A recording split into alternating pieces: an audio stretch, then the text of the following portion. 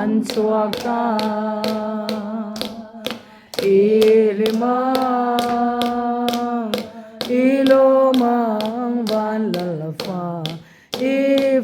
ifakang apian na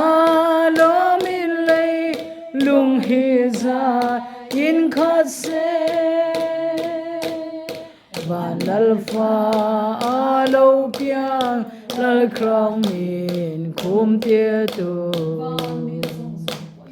van mi song song poin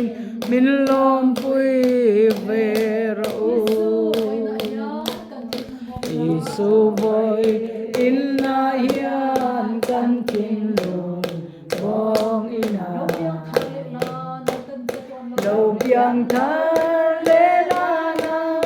kan cha tuan lal tui an kut riang hi chun mari ko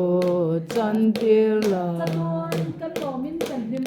cha tuanin kan lomin kan lim kum khwa to a ilimang ilomang van lalfa ifakang apian na lomin lay lung he za in khase van lalfa alo piang lay krong min khum tia tu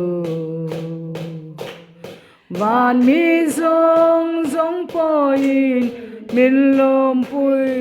ve ro